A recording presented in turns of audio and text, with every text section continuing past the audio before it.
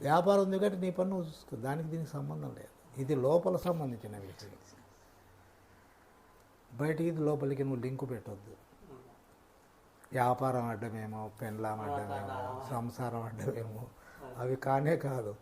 లోపల సంసారం ఉందా లేదా? ఒకవేళ సంసారం పీకుతా అంటే లోపల తీసేసుకో, బయట లక్షణంగా వ్యవహారం చేసుకో. బయట ఉండాల్సిందే, లోపల ఉండకూడదు. ఎందుకంటే సముద్రంలో పడవ పోతా ఉంది, పడవలో నీళ్ళు ఉండకూడదు. పడవలో నీళ్ళు ఉంటే మునుగుతుంది. కాబట్టి సంసారంలో మనం లక్షణంగా, ఇప్పుడు నాకు 3 బిడ్డలు, 1 కొడుకు. బిడ్డలకు పిల్లలైనారు, వాళ్ళకు కూడా పిల్లలైనారు. సంసారం మహా పెద్దది నాది. కానీ లోపల సంసారం అనే స్పర్శే లేదు. అది ముఖ్యం అన్నమాట.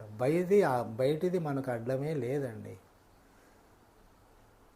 ఏమంటే మనం లోపల సమస్య వండుకొని అది బయట మీద నెట్టేస్తున్నాం. కాదు, బయటది ఎట్లయితుంది సమస్య? అది లోపలికి వచ్చినప్పుడే నీకు సమస్య అవుతుంది. బయటది బయటనే ఉంటే నీకెట్లా సమస్య?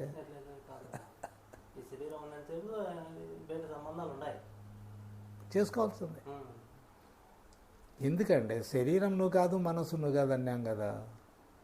దానిలో పనే చేసుకోండి. అది కర్మకు సంబంధించింది. కర్మ ప్రకారం మన జీవితం కొనసాగాల్సిందే, దానికి సంబంధం లే. లోపల మనం ఎలా ఉండాలనో అలా ఉండాలి, అంతే.